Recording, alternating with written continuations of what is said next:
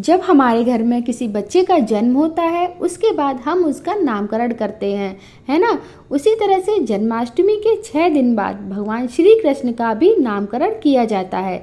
इस दिन इनकी पूजा विधि पूर्वक भी की जाती है। और ये तो हम सब लोग जानते हैं कि भगवान श्री कृष्ण को कितने नामों से बुलाया जाता है। बहुत तरीके के उनके नाम होते हैं, लेकिन जो सबसे प्रसिद्ध नाम है वो है लड्डू गोपाल।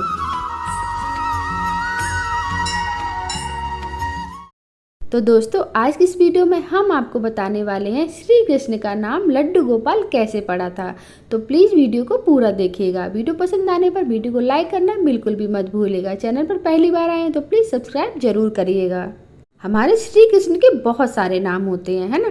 अलग अलग नामों से हम उन्हें बुलाते हैं। कोई तो श्याम कहता है, कोई मोहन कहता है, लड्डू गोपाल, बंसीधर, कान्हा जैसे बहुत सारे नाम होते हैं। लेकिन जो हम सबसे ज़्यादा उनको उस नाम से बुलाते हैं वो है लड्डू गोपाल। लड्डू गोपाल बोलने में बहुत ही अच्छा लगता है और बहुत ही प्यारा सा नाम लगता है हमारे लड्डू गोपाल, है ना। अब हम आपको बताते हैं कि श्री कृष्ण भगवान का नाम लड्डू गोपाल कैसे पड़ा। तो चलिए आपको बताते हैं।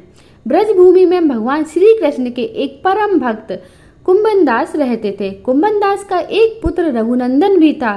कुंभन दास हर भक्त कृष्ण की भक्ति में लीन रहते थे और पूरे नियम से भगवान की पूजा और सेवा किया करते थे। वे उन्हें छोड़कर कहीं भी नहीं जाते थे। उनको लगता था कि अगर हम कहीं चले जाएंगे तो इनकी पूजा सेवा में कोई कमी रह जाएगी, तो इसलिए उनको छोड़कर वो कहीं भी नहीं जाते थे। एक दिन क्या हुआ कि वृंदावन से उनके लिए भागवत करने का न्योता आया। पहले तो उन्होंने मना किया बहुत सी चीज़ों, लेकिन बाद में उन्होंने बहुत सोच विचार करके कथा में जाने के लिए वो तैयार हो गए। और फिर उन्होंने सोचा कि भगवान की सेवा की तैयारी करके वे रोजाना की तरह कथा करके वापस लौट आएंगे, जिससे भगवान की सेवा का नियम भी नहीं छूटेगा।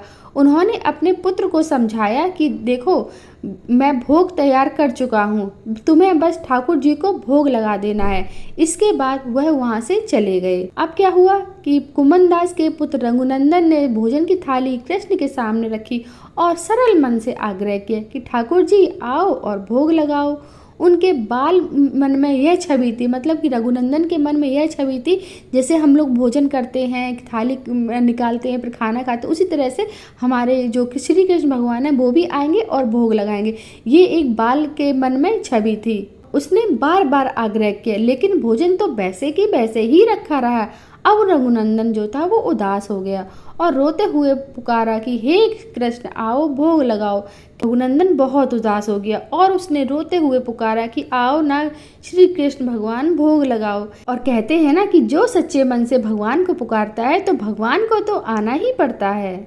और फिर क्या, रघुनंदन की इस पुकार के बाद भगवान कृष्ण को बालक का रूप धारण कर लिया और भोजन करने बैठ गए। जब कुंभन दास ने घर आकर रघुनंदन से प्रसाद मांगा तो उसने कह दिया कि ठाकुर जी ने तो सारा भोजन खा लिया। कुंभन दास को लगा बच्चे को भूख लगी होगी, वही सारा भोजन खा गया होगा। लेकिन अब तो रोज की यही कहानी हो गई। अब कुंभन दास को भी शक होने लगा था। तो उन्होंने एक दिन लड्डू बनाकर थाली में रखे और छुपकर देखने लगे कि रघुनंदन करता क्या है। आखिर आज मैं देखकर रहूंगा कि मेरा बेटा रघुनंदन क्या करता है। फिर रघुनंदन ने वही रोज की तरह भगवान श्री कृष्ण को पुकारा तो वे बालक के रूप में प्रकट हो गए और लड्डू खाने लगे। यह देखकर कुंभन दास दौड़ते हुए आए और प्रभु के चरणों में गिरकर विनती करने लगे। उस समय भगवान श्री कृष्ण के एक हाथ में लड्डू और दूसरे हाथ में लड्डू मुख में जाने ही वाला था कि वो एकदम मूर्ति हो गए। इसके बाद से ही उनकी इसी रूप में पूजा की जाती है और वे लड्डू गोपाल कहलाए जाने लगे। इसी तरह से हमारे लड्डू गोपाल की मूर्ति जो होती है, आपने देखा होगा, एक हाथ में लड्डू होता है, दूसरे हाथ में लड्डू उनके मुंह में जाने ही वाला होता है। इसी मूर्ति में हम लोग उनकी पूजा करते हैं और तभी से श्री कृष्ण भगवान का नाम लड्डू गोपाल पड़ गया।